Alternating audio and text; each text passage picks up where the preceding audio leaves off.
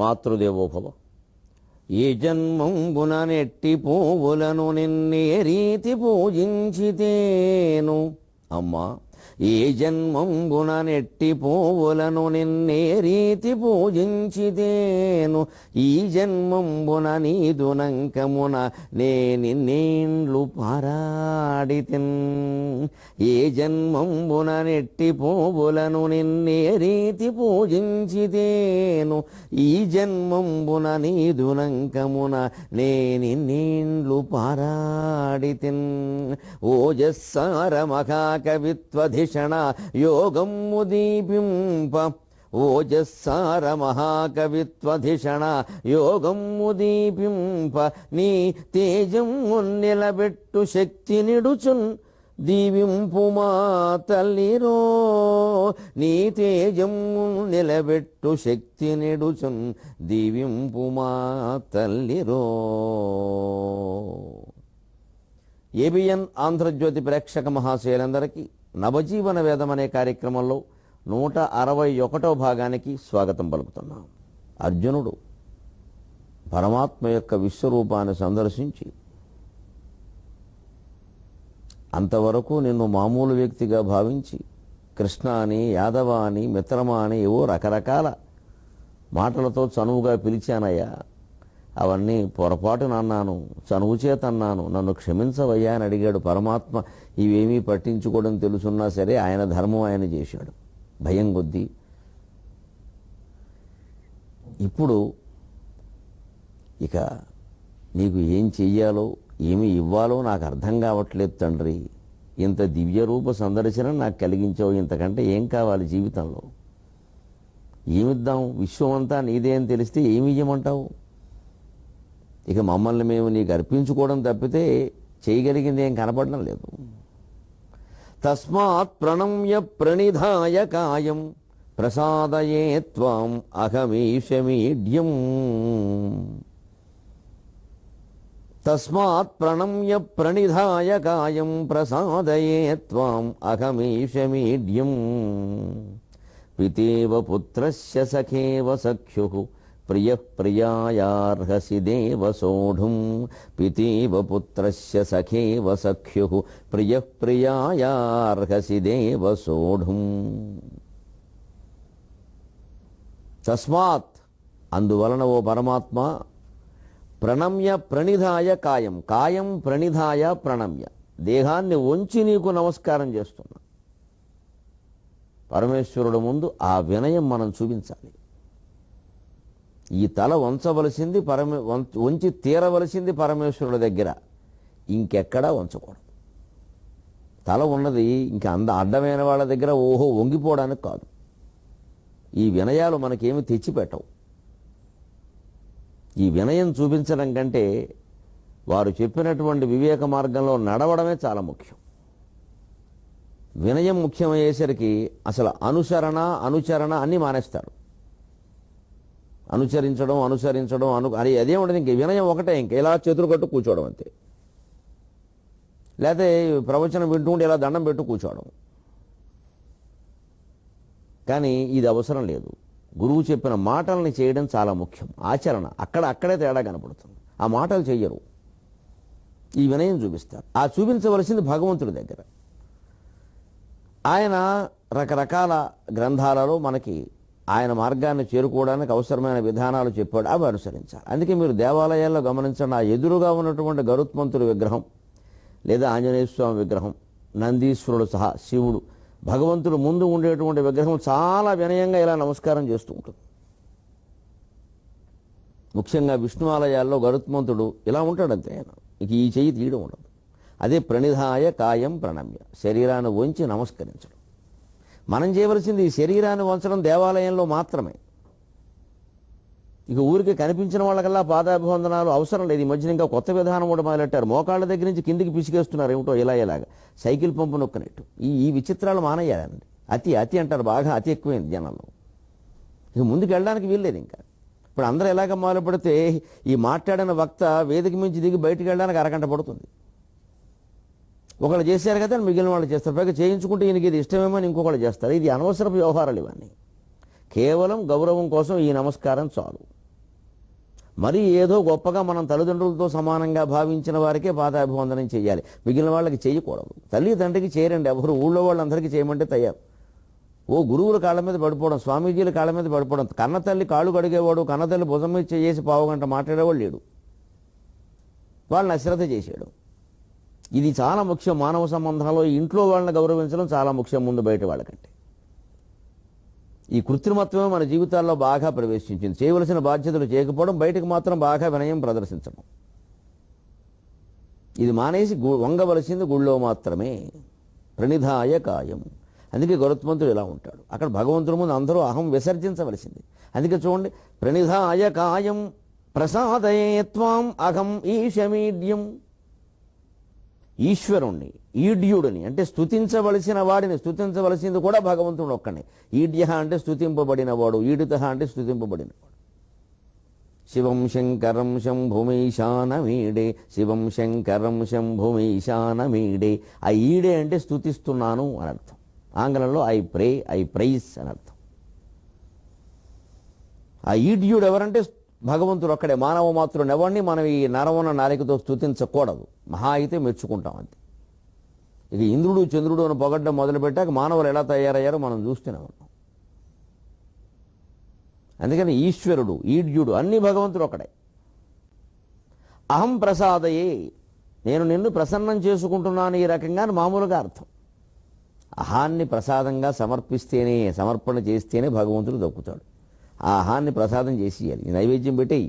అహంకారం అనేది ఉండదు. నేను, నాది, ప్రత్యేకత, నాకు స్థానం, ఇది కోల్పోయినప్పుడే భగవంతుడు అర్థమవుతాడు, ఆధ్యాత్మికత అర్థమవుతుంది. మనకు అడ్డంగా ఉన్నదే అది. ఆధ్యాత్మికతను కూడా ఈవేళ కమ్మేసింది ఈ అహంకారమే. నేను నా వాళ్ళు, మా గురువు గారు, నేను, మాకు ఆయన బాగా క్లోజు. ఈ క్లోజ్ అంతా సీ తీసేస్తే లూజే. ఈ నేనేదో సన్నిహితం, నేనేదో గొప్ప, నేనే చూస్తున్నా, ఈ మాట ముందు వచ్చిందంటే నువ్వు గురువుకు తగిన శిష్యుడు కాదు. నీతో పాటే అందరూ, అందరితో పాటే నేను, అందరితో పాటే నేను. 10 మందిని దాటిపోవడం వ్యక్తిత్వ వికాసం కాదు. 10 మందితో కలిసి నడవగలగడమే వ్యక్తిత్వ వికాసం. ఓ నదిలాగా సముద్రంలో కలిసిపోగలగడమే వ్యక్తిత్వ వికాసం. అప్పుడే అఖండమైన ఆనందం. మన ప్రత్యేకత మనం కోరుకుంటే ఆధ్యాత్మికత మొదటి మెట్టు కూడా మనం ఎక్కలేదని అర్థం. అదే ఇక్కడ సంపూర్ణమైన విరయం, సర్వాత్మన శరణాగతి. సర్వాత్మన ప్రసాదయే త్వాం అహమీశమీడ్యం పితేవ పుత్రస్య సఖేవ సఖ్యుః ప్రియః ప్రియాయార్హసి దేవ సోఢుం. నా తప్పులు క్షమించు. నీతో స్నేహం కారణంగా కిష్టయ్యానో, కిట్టిగానో, బావానో, ఒరేనో, అరేనో రకరకాలుగా మాట్లాడి ఉండొచ్చు. ఈ తప్పులు నువ్వు ఎలా అర్థం చేసుకోవాలంటే పితేవ పుత్రస్య, తండ్రి తల్లిదండ్రులు తమ బిడ్డల తప్పుల్ని క్షమించినట్టుగా. సఖేవ సఖ్యుః, ప్రాణమిత్రుడైన వాడు తన మిత్రుణ్ణి ఒకవేళ కొంచెం గొప్ప నేరమే చేసినప్పుడు కూడా క్షమిస్తాడు. పోన్లేరా, నీ హృదయం నాకు తెలుసులేరా, ఏదో చేసేవరా. స్నేహంలో ఉండే గొప్పతనమేది. బంధువులు క్షమించలేని విషయాలను కూడా మిత్రులు క్షమిస్తారు.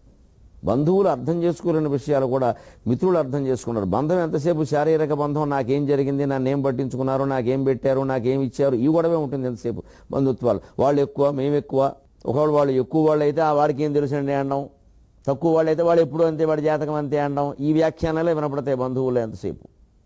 మిత్రుల్లో అలా కాదు, కాస్త సహృదయం ఉంటుంది. బంధువుల మీద మిత్రులు నయం, అన్నిటి మీద ఆత్మే నయం. ఆ మిత్రుడి కంటే కూడా ఆత్మే. మిత్రుల్లో కూడా తేడాలు ఉండొచ్చు. మనలో మనకేముంటుంది ఆత్మ. అయితే మనం నమ్ముకోవలసింది మననే. ఎవరి మీద మనం ఆధారపడినా బతుకు మట్టి కొట్టుకుపోవడం ఖాయం. అంటే తల్లిదండ్రులు పిల్లల తప్పులను క్షమించినట్టుగా మిత్రులు మిత్రుల్ని అర్థం చేసుకున్నట్టుగా. అంతేగా ప్రియాయార్హసి దేవ సోఢుం. ఒక భర్త తన భార్యని అర్థం చేసుకున్నట్టుగా, ప్రియుడు ప్రియురాలని అర్థం చేసుకున్నట్టుగా, మనకి ప్రియమైనటువంటి స్త్రీ లేదా ప్రియమైన పురుషుడి విషయంలో ఎన్నైనా క్షమిస్తాం కదండి. కాసేపు ఏదో మూతి బిగించిన వెంటనే అలాగా ఒడిలో వాలిపోతాం. సరిగ్గా మీరు ఈ 3 ఉదాహరణలు గమనించండి, పరమాత్మ జీవితంలో ఉన్నవి. ప్రియాయార్హసి దేవసోఢం, ప్రియురాలైన సత్యభామ కాలుతో తన్నితే క్షమించాడు ఆయన. పైగా నా శరీరం మీద ముళ్ళలాంటి రోమాలు ఉంటాయి, ఇవేమన్నా నీకు దగ్గర మొత్తను పులకాగ్ర కంటక విధానము తాకిన నొచ్చునంచు నేననయద అల్కమానవు గదా ఇకనైన అరాళ కుంతలానను భవదీయదాసుని మనంబున నెయ్యపు గిన్కబూని తాచినయది నాకు మననయా మనంబున నెయ్యపు గిన్కబోని తాచినయది నాకు మన్ననయా.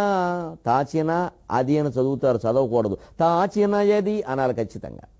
అక్కడ ఎడాగమం ఎందుకు వచ్చినా తాచిన అది ఎడాగమం వచ్చింది. తాచిన అది అని విడిగా ఉంటే నకారం వచ్చేది ఖచ్చితంగా. తాచినన్ అది దృతాంతం. అందుకని తాచిన యది నాకు మన్ననయ చెల్వగుని పద పల్లవంబు మత్తను పులకగ్రకంఠ కవితానము తాకిన నొచ్చునంచు నేనని యదా అల్కమానవు గదా ఇకనైన అరాళ కుంతలా. నాకేమీ అవ్వలేదు కానీ నా శరీరం తాకడం వల్ల, మా శరీరం మీద ఉండే రోమాంకురాలు అనేటువంటి ముళ్ళు తాకడం వల్ల నీ పాదం ఏమన్నా కందిపోయిందేమో అని నేను అంటున్నాను. అల్కమానవు కదా ఇకనైనా అరాళ కొంతలా అన్నారు. నల్లగా గిరజాలు తిరిగి ఉంది కాబట్టి సత్యభామ జుట్టు వంకరగా మంచి అందంగా ఉంది కాబట్టి అరాళ కొంతల అంటే వంకర తిరిగిన కేసీఆర్ కలిగింది అని. సరే, తెల్ల జుట్టు ఉంటే మరాళ కొంతల అంటారు. సరే, మాలాగా లేకపోతే విరాళ కుంతల అంటారు, గొడవలేదు. నల్ల జుట్టు ఉంటే అరాళ కుంతల, తెల్ల జుట్టు ఉంటే మరాళ కుంతల, అసలే లేకపోతే విరాళ కుంతల అనుకోవచ్చు సరదాగా. అందుకనంటే ఏమైపోయిందండి, అంత క్షమించగలడు. భార్యనే అలా క్షమించాడు ఆయన. ఈ మిగిలిన వాళ్ళకి మిత్రుడుగా అర్జునుడు చేసి నువ్వు క్షమించమని అడుగుతున్నాడు. ఎన్నో క్షమించాడు. ఇప్పటికి భగవద్గీత నాటికే క్షమించాడు, ఇంకా తర్వాత కూడా క్షమిస్తాడు. పితేవ పుత్రస్య, శ్రీకృష్ణుని జీవితంలో మనం చెప్పుకోవలసింది. పుత్రుల విషయంలో కూడా ఆయన మనకి మళ్ళీ మా వాడు డాక్టర్ అవ్వాలి, మా వాడు ఇంజనీరింగ్ అవ్వాలి, మా వాడు మహామేధావి అవ్వాలి, ప్రపంచంలో నెంబర్ 1 అవ్వాలి, ఈ ఆశయాలు ఏవి శ్రీకృష్ణుడికి లేవు. ఎందుకంటే 80 మంది కుమారులు ఉన్నారు ఆయనకి. 8 మంది భార్యలకి 8 బదులు 80 మంది. రుక్మిణీదేవికి ఒకే ఒక ఆడపిల్ల ఆదనం. 81 మంది కృష్ణుడు సంతానం. 16,000 సంఖ్య పక్కనట్టండి. అది ఆగస్టు 19 సర్వే తర్వాత మాట్లాడుకోవాలి మనం. 16,000 విషయం అప్పుడు. అందుకని ఈ లెక్కలన్నీ ఆధార్ కార్డు ప్రకారం తేలాలి. కానీ ఈలోపు విశేషం ఏమిటంటే ఈ 80 మంది సంతానంలో ఈ శ్రీకృష్ణుడి సంతానంలో ఎవ్వరూ పెద్ద ప్రసిద్ధులైన వాళ్ళు కనపడరు. ఏదో ప్రద్యుమ్నుడు ఇలాంటి కొన్ని మాటలు తప్పితే. ఆయన కొడుకు అనిరుద్ధుడు, మరి వాళ్ళెవరూ ఏమీ కాకపోయినా నిజానికి వాళ్ళంతా సత్ప్రవర్తన కలిగిన వాళ్ళని కూడా చెప్పలేం. చివరిలో వారు మొత్తం తప్పతాగి తందనాలాడి ఒకళ్ళనొకళ్ళు కొట్టుకుని యాదవ వంశం నాశనం అయిపోయింది. అందులో శ్రీకృష్ణుడు కుమారులు కూడా 30-40 మంది వెళ్ళిపోయారు. వీళ్ళందరినీ ఆయన క్షమించలా? జీవితంలో ఎలా క్షమించుంటాడు? అందరినీ ఏదో తీర్చిదిద్దాలనే ప్రయత్నాలు చేయాలి. 18 ఏళ్ళు వచ్చే వరకు ఆయన ఏం చేయాలో అవి చేశాడంతే. అందుకని మన జీవిత లక్ష్యాలు పిల్లల మీద ఆధారపడి ఉండవు, తల్లిదండ్రులు గ్రహించాలి. ఎవరి జీవిత లక్ష్యం వారిదే. పిల్లల విషయంలో తల్లిదండ్రుల బాధ్యత ఒక్కటే. 18 ఏళ్ళు వచ్చే వరకు తిండి, బట్ట, వసతి, రోటీ, కపడా ఔర్ మకాన్, ఇవి మనకు లోటు లేకుండా చూడటం. 18 ఏళ్ళు దాటాక వాడి సంగతి వాడు చూసుకోవాలి. చూసుకునేలా చెయ్యాలి. చిన్నో పెద్దో ఏదో ఉద్యోగం చేయవలసిందే. మన హోదాకి తగిన ఉద్యోగం అని ఆలోచించొద్దు. ముందు తనంతట తాను సంపాదించుకోవడం, తన కాళ్ళ మీద నిలబడడం, పిల్లలకు అలవాటు చేయకపోతే కుటుంబాన్ని అంతా ఆర్పేస్తాడు. ఈ జమీందారులు కొడుకులందరూ చేస్తున్న పనులు ఇవి. శ్రీకృష్ణుడే తన పిల్లల విషయంలో అలాగే మీ సంగతి మీరు చూసుకోండి అన్నాడు ఆయన. మిమ్మల్ని బట్టి నా ప్రతిష్ట ఏముండదు అన్నాడు ఆయన. అందుకని శ్రీకృష్ణుడు భార్యల గురించి కానీ కొడుకుల గురించి కానీ మన మనట్లో కృష్ణుడు ఒక్కడే. కృష్ణుడు చిత్రం చూసినా బొమ్మ చూసినా ఒక్కడే ఉంటాడు. అలాగా కొడుకుల విషయంలో, భార్య విషయంలో, మిత్రుల విషయంలో ఆయన క్షమాగుణం కలిగిన వాడు కాబట్టి అలాగే భావించి నన్ను క్షమించవయ్యా అన్నాడు అర్జునుడు. చేత భగవంతుడిని ఎప్పుడైనా మనం వేడవలసింది అంతే. అదే పద్ధతిలో కాళహస్తి శతకంలో ధూర్జుడు ఏ రకంగా ఇంకొక రకంగా అదే రకమైన ప్రార్థనను మరో రకంగా చేస్తున్నాడు చూడండి. పవమానాశన భూషణ ప్రకరములు. స్వామి, నీ లీలలు విచిత్రంగా ఉంటాయ్యా. భగవంతుడి యొక్క లీలలు ఎప్పుడూ విచిత్రమే. మరి ఏమిటి ఇంత భగవంతుడు లోకాన్ని ఉద్ధరించిన వాడు కొడుకుల విషయంలో అలా మామూలుగా ఉండడం ఏమిటండి? వాళ్ళకి విషయంలో ఏదో వాళ్ళ వివాహాలు ఏదైనా అవసరమైతే పట్టించుకున్నాడు అంతే. ఇంక ఇదే దాని అంతకన్నా ఎక్కువ చేయలే. ఆయన కొడుకుల్లో కొంతమంది తప్పుడు ప్రవర్తన కలిగిన వాళ్ళు కూడా ఉన్నారు, దురహంకారులు కూడా ఉన్నారు, మాయలో బండి పడిపోయేవాళ్ళు ఉన్నారు. ఇదంతా లీలగా లేదా? విచిత్రంగా లేదా? శ్రీరాముడు చేతం లవకుశలకు పట్టాభిషేకం చేశాడు, వెంటనే వెళ్ళిపోయాడు. ఇంకంతేగాని వాళ్ళకి దగ్గరుండి పరిపాలన నేర్పుతానని కూర్చోలేదు. ఈ లీలలు విచిత్రంగా ఉంటాయి కదా. భగవన్ లీలలు ఎంత విచిత్రంగా ఉంటాయో ధూర్జుడు చెబుతున్నాడు. ఇది అర్థమైతే ప్రపంచం మనకు అర్థమవుతుంది, జీవితం తేలిగ్గా ఉంటుంది. మరి ఏదో గయోపాఖ్యానం నాటకంలో ఎవరో ఏదో పొరపాటుని ఈయన సంధ్యావందనం చేసుకుంటుంటే అందులో ఏదో నిష్ఠీవనం పడిందో ఏకంగా చక్రం ఎత్తాడంటారు. కల్పనైనా ఏదైనా మరి లీల విచిత్రం కదా. ఒకచోట చాలా తేలిగ్గా మహానేరాలకు క్షమించడం, ఒక్కో చోట కోప్పడ్డం. ఈ అర్థం కాని లీలల్లో, పరమేశ్వరుని లీలల్లో ఒక విశేషం ఏమిటంటే, స్వామి కాళహస్తి కథలో శ్రీ అంటే సాలిపురుగు అన్నారు, కాళ అంటే పాము, హస్తి అంటే ఏనుగు, ఇక ఈసారి కన్నప్ప తెలుసున్నది. వీళ్ళు నలుగురికి నువ్వు మోక్షం ఇచ్చావు కదా, ఇందులో 3 నాకు ఆశ్చర్యం కలిగించట్లా. పాముకు మోక్షం ఇవ్వడం, ఏనుక్కి మోక్షం ఇవ్వడం, కన్నప్పకి ఇవ్వడం, ఈ 3 నాకు ఆశ్చర్యం కలిగించట్లా. ఆ సాలెపురికి ఇవ్వడమే ఆశ్చర్యంగా ఉందంటున్నాడు. పోనీ ఈ 3 ఎందుకు కలిగించట్లా? మనకైతే ఆశ్చర్యమే కదా. ఏ వేదంబు పఠించలూత భుజగం వేశాస్త్రములు సూచి తానే విద్యాభ్యసనంబునర్చకరి చెంచే మంత్రమోహించే బోధావిర్భావ నిదానముల్ చదువులయ్యా కావు నీ పాద సంసేవాసక్తియ కాక జంతుతతికిన్ శ్రీకాళహస్తీశ్వరా. ఏ వేదాలు చదవనటువంటి సాలెపురికి, శాస్త్రాలు నేర్వని ఏనుక్కి, విద్యలు నేర్వనటువంటి పాముకి, ఏమి మంత్రాలు తెలియనటువంటి కన్నప్పని నువ్వు కాపాడావుని అప్పుడంటే విచిత్రంగా, ఇప్పుడు ఆ 3కి ఇవ్వడం ఆశ్చర్యం కాదంటున్నాడు. ఎందుకంటే చూడండి, మనిషి ఎప్పుడు తను ఏ స్థితిలో ఉన్నాడో దానిని బట్టే ఇతరులనైనా దేవుణ్ణైనా ఆలోచిస్తాడు. అందుకే మన మనస్సులో ఇతరుల పట్ల ఏర్పరచుకున్న భావాలేవి సత్యము కావు, స్థిరము కావు. వాడంతే అనకూడదు, వాడు తర్వాత మారచ్చు. అసలు వాడంతే అనడంలో మనకొక పట్టుదల ఉందేమో, వాడు మారినా సరే ఒప్పుకోవద్దని, వాడు మారడం మనకి ఇష్టం లేదేమో. అసలు ఇది లోపల ఆలోచించుకోవాలండి.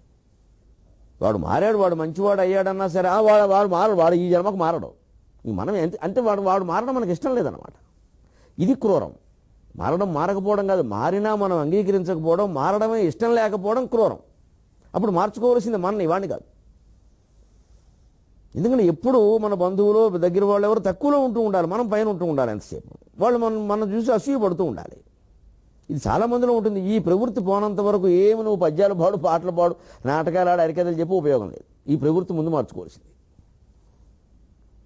అందుకే మనం ఎలా ఆలోచిస్తాం గమనించిన, దుర్జట ఎలా ఆలోచిస్తాం. నీకు పాముకి ఎందుకు మోక్షం నాకు తెలుసు. పవమానాశన భూషణ ప్రకరముల్ పవమానాశనం, గాలి ఆహారంగా తీసుకునే పాము నీకు ఆభరణం. మరి నందివాహన నాగభూషణ నీకు ఆభరణం కాబట్టి కొంచెం ఆ భావంతో పాముకు మోక్షం ఇచ్చి ఉంటావు. ఏమిటండి ఇది పక్షపాతమేనా? మనం అలాగే చేస్తాం కదా. కాస్త వాళ్ళు మన వాళ్ళు మనం చూసుకోకపోతే ఎలాగా అంటాం కదా. అంటే మన వాళ్ళైతే చూసుకోవచ్చు, వేరే వాళ్ళైతే అక్కర్లేదు అనమాట. మన కులం వాడను, మన శాఖ వాడను, మన ఊరు వాడను, మన ప్రాంతం వాడను, ఏదో ఒక రకంగా చివరికి ఇతర దేశం వెళ్ళిపోతే మన ఇండియా వాడను, అంతే కదండి. అంచేతను ఈ భావన లేకుండా మనం ఏం చెయ్యం. మనకి వాళ్ళకి ఏదో ఒక అనుబంధం లేకుండా ఏమీ చీపురుపులు కూడా ఇయ్యం. అందుకని నువ్వు పాముకు మోక్షం ఇచ్చావంటే నాకు నమ్మకం ఏమిటంటే, మాకు ఏ ప్రయోజనాలు లేని వారికి మేమేమీ చెయ్యం కాబట్టి నువ్వు కూడా చేసి ఉండవు. నువ్వు పాముకు ఎందుకు మోక్షం ఇచ్చావు అంటే నీకు ఆభరణంగా ఉంది కాబట్టి. పాము అంటే నీకు ఇష్టం, మొదటి నుంచి పాముతో అనుబంధం. మరి ఏనుగేమిటాయా? శివుడు నవ్వుతున్నాడు అక్కడ. ఈ ఇల్లు బంగారంగా, నేను స్వచ్ఛంగా ఉంటే నువ్వు ఉండకుండా నీ అస్వచ్ఛతను నాకంట కడుతున్నావురా, నీ ఇల్లు బంగారంగా, ఏం ప్రార్థన ఇది అని సరదాకి నవ్వుకుంటే, మరి ఏనుక్కు ఎందుకు ఇచ్చాను?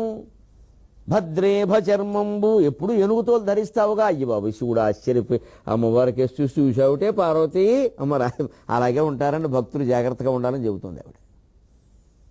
ఏనుగుతోలు ధరిస్తూ ఉంటావు, అందుకని ఇచ్చి ఉంటావు ఏనుగు మీద వ్యామోహం.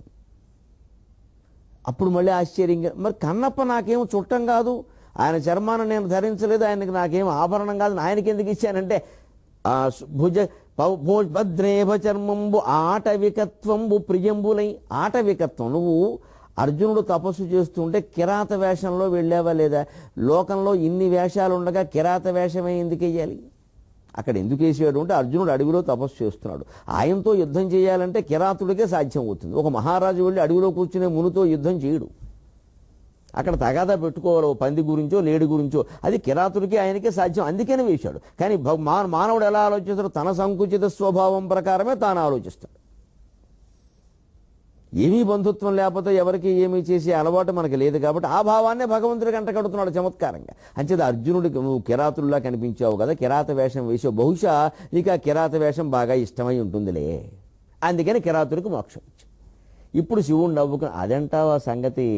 మరి సాలిపురికి ఎందుకు ఇచ్చానంటే, అదే కదా నేను నిన్ను అడుగుతున్నది.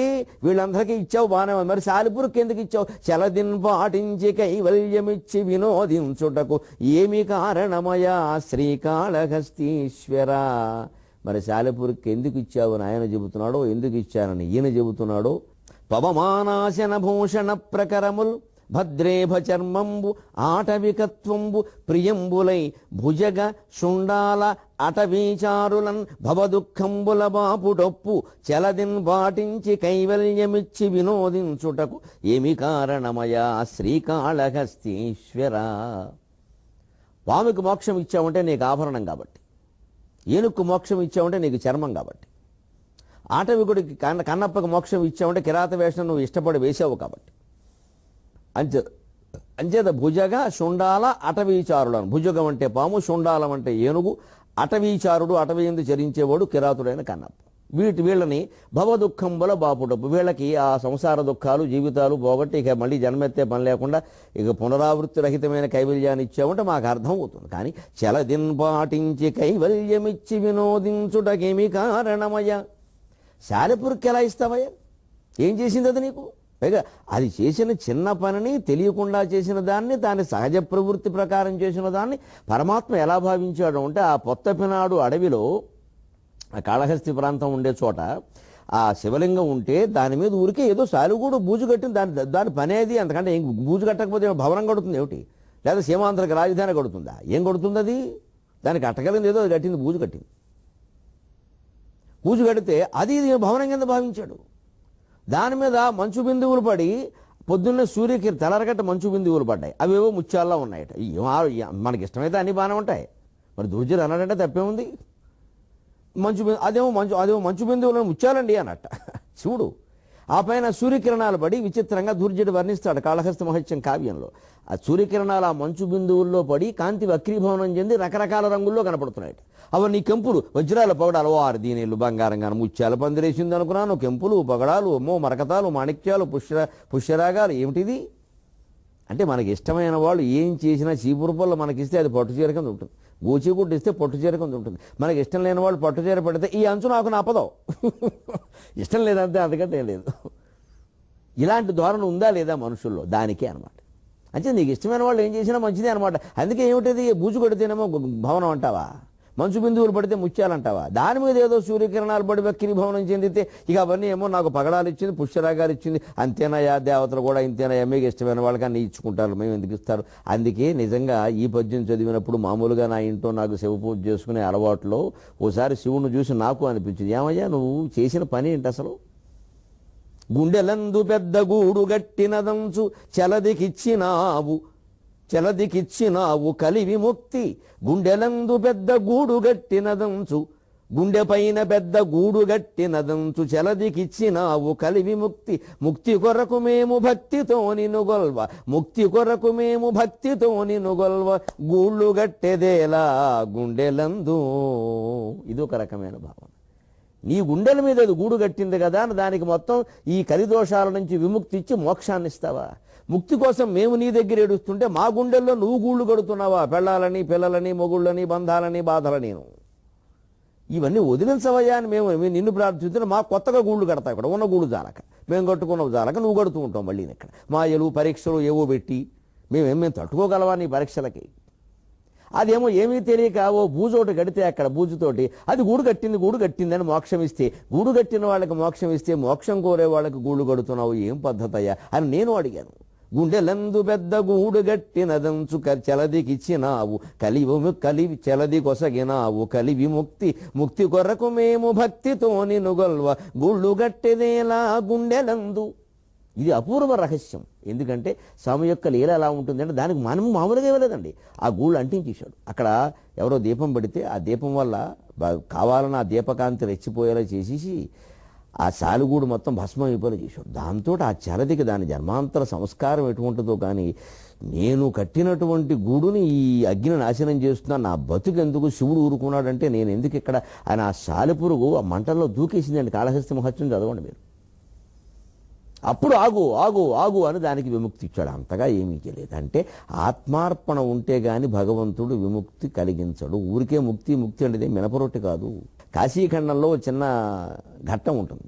అమ్మవారు హిమాలయ పర్వతాల్లో ఓ రోజు కూర్చుని బంతి ఆట ఆడుకుంటుంది గౌరీదేవి. ఆవిడ సరదా, ఆవిడది ఆవిడ పని అంటే ఉద్యోగం అది లేదుగా, హ్యాండ్ బ్యాగ్ ఉద్యోగం ఆ గొడవలు లేవు కాబట్టి పార్వతీదేవికి బంతి ఆట ఆడుకుంటుంది. కందుక క్రీడ. అయ్యవారు అలా కూర్చుని ఆయన తపస్సులో ఆయన చూస్తున్నాడు. మధ్య మధ్యలో అమ్మవారు బంతి ఆడుతుంది, ఆ బంతి వచ్చి నాకు తగిలితే బాగుండు, ఆ వంకన వెళ్ళి కాసేపు దెబ్బలాడే వంకన అమ్మవారిని ముట్టుకోవచ్చు కదా అని ఆయన చూస్తున్నాడు. ఎవరు యావో వారిది. అందుకే ఆయన చూస్తుంటే ఇలా బంతి ఇలా ఆడుతూ ఉంటేను పైనుంచి రాక్షసుడు ఒకడు చూశాడు అమ్మవారిని. కాశీఖండంలో ఉంటుంది ఈ చిత్రమైన కథ. పైనుంచి రాక్షసుడు చూశాడు అమ్మవారు బాలారూపంలో ఉండి క్రీడిస్తుంది. మరి బంతి ఆట ఆడుతూ 40 ఏళ్ళ ఆవిడ ఉంటే బాగుండదు కదా, చూసిన వాళ్ళు కూడా అంటారు ఏమిటిది అంటూ. అందుకని చిన్నపిల్ల ఆడుకుంటాడు. కంచికామ కోటి పీఠం అంతా బాలాదేవే కదా, మరి అలా ఆడుకుంటాం. అది శివుడికి తెలుసు, ఆయన నవ్వుకుంటున్నాడు. బయట రాక్షసుడు చూశాడు, నిజంగా బాలికి అనుకో వాడు ఎత్తుకుపోదామని చూశాడు. శివుడు ఒక్కసారి కనుసేగ చేశాడు అమ్మవారికి, చూసుకో బాలా అయిపోయింది నీ పని లీలా అన్నాడు. వాడిని అమ్మవారు ఒకసారి ఈ బంతి అలా విసిరింది వాడికేసి. ఆ బంతి ఒక భయంకరమైనటువంటి ఆయుధమై వాడిని భస్మం చేసింది. ఆ విసిరిన బంతి తిరిగి ఎక్కడ పడిందో అక్కడ ఒక లింగాన్ని స్థాపన చేసింది. అది కాశీలో కందుకేశ్వర లింగం. కందుకం అంటే బంతి. ఇంత విచిత్రంగా ఉంటాయి ఈ పుణ్యక్షేత్రాలకు సంబంధించిన కథలు.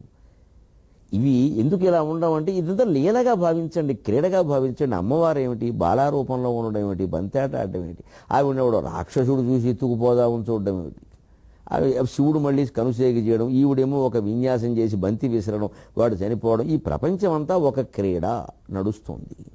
ఇందులో రాక్షస క్రీడలు ఉంటాయి, కందుక క్రీడలు ఉంటాయి, లీలలు ఉంటాయి, రకరకాలు ఉంటాయి.